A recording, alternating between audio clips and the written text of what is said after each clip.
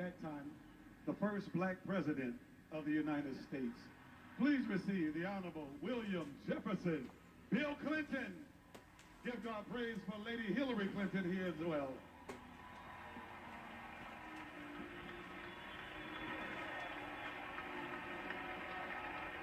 Thank you.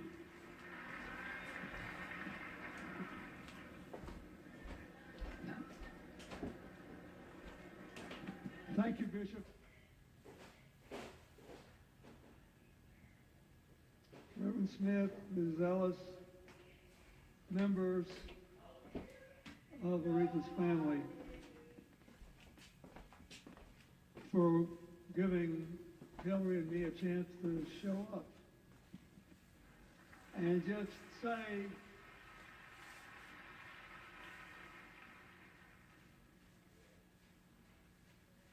we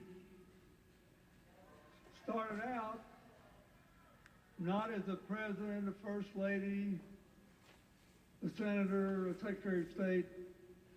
We started out as like Aretha groupies or something. I mean, you know, she was only about 4 years older than me, 5 years older than Hillary. So when we were getting out of college was when she finally got her big breakthroughs. It's one thing I want to say to all the young people in the audience. Yes, she had the voice of a generation, maybe the voice of a century. Yes, she was born into a musical culture. Yes, she sat on the steps in her home and listened to Art Tatum, maybe the greatest jazz pianist who ever lived, play. But she also worked for years, I mean years, springing out of the church and the gospel music to the R&B clubs, the jazz clubs, the places where soul was being born, the places where rock and roll was being played. When nobody was paying particular attention. I went back and reread her autobiography the other day, and I said, oh my God, when she was making her way, she actually opened the jazz club for John Coltrane, and he did a set after her. Why am I saying this? This woman got us all here in these seats today. Right? Not because she had this breathtaking talent, which she did. Not because she grew up, as Attorney General Holder said, at least a princess of soul because of her father, her mother, her relatives, but because she lived with courage, not without fear, but overcoming her fears.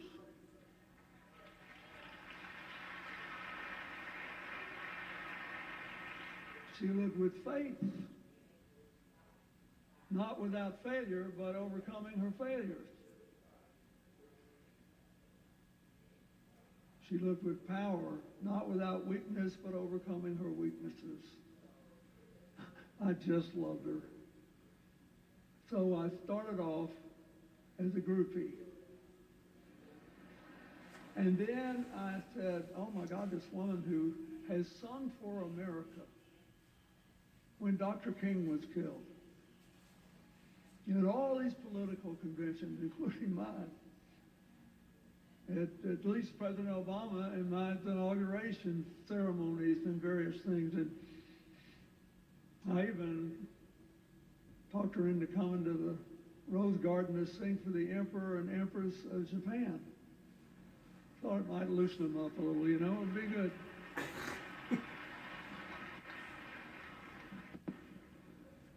Okay, so I figured out, I think, that the secret of her greatness was she took this massive talent and this perfect culture that raised her and decided to be the composer of her own life song. What a song it turned out to be. I want to say, I hope God will forgive me, but I was so glad when I got here, and I hope you will forgive me, when the casket was still open, because I said, I wonder what my friends got on today. I said,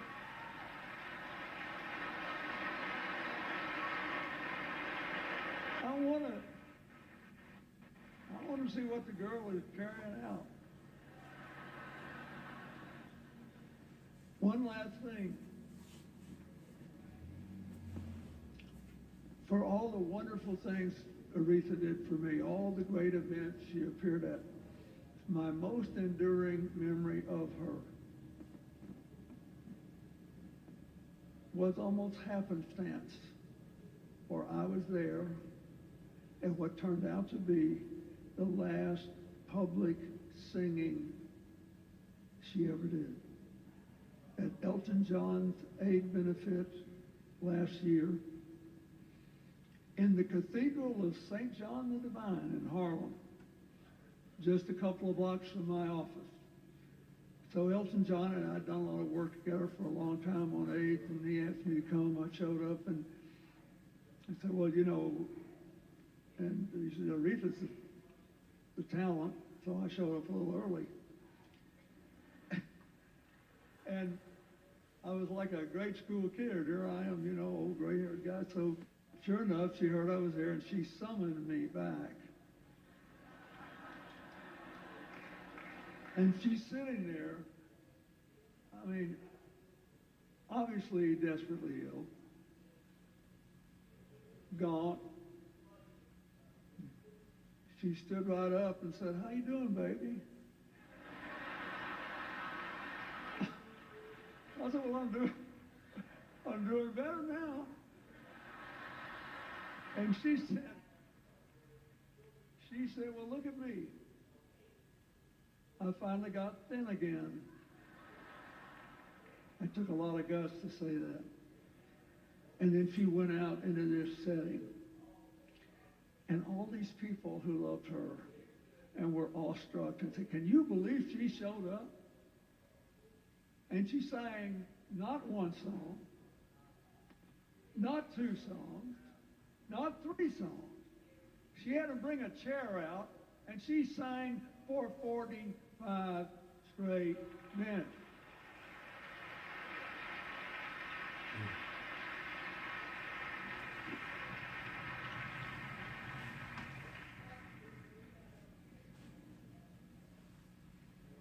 That's what I want to say to the young people here, the people who may not even know the names of the people who were influences on her.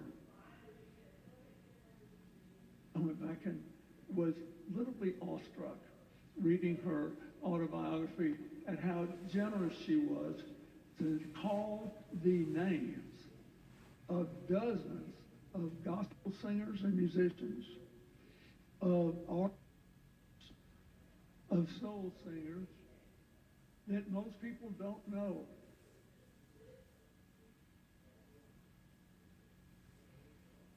And to say they're underappreciated. She kept filling out her life. But I'll never forget her.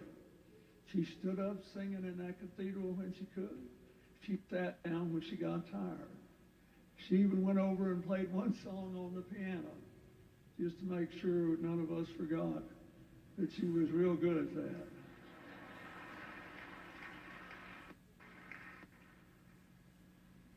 So,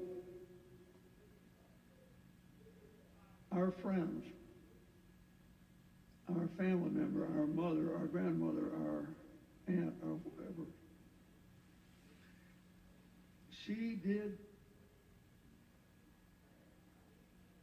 as she dominated our ups and downs and joys and heartbreaks when we started off listening to her first on the radio, right in the buying the records. Then you got tapes. You had to have a tape deck. The CDs, then you had to have a CD player. Now all you need to do is carry one of these little phones around. If you're as ancient as I am, it seems incredible, all the music in the world right here. But she did this great thing, knowing she could not live long. And she even told the audience that that day she had gotten a good medical report. I have no idea if it's true or not, because it was after I left her. But I know one thing, she wanted them to sit back, relax, feel good, and listen to her sing and not worry about how long she was going to live. Now, we're living in a time where a lot of the virtues I just described to you are not very much in fashion. She cared about broken people. She cared about people who were disappointed. She cared about people who didn't quite succeed as much as she did. She wrote about them all in her book. And I can tell you, I've had an editor. Her editor was eating her. Aretha, leave these people's names out. Nobody knows who they are. I do. And if they don't know who they are, they should have. So, this is what I think you should remember in this time about this magnificent woman. She worked her can off to get where she was. She took the gifts God gave her, and she kept getting a little bigger every day. So, that's what I can do.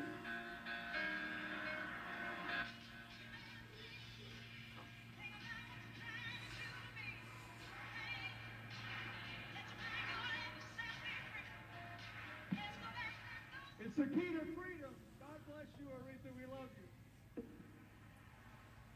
Check out my phone.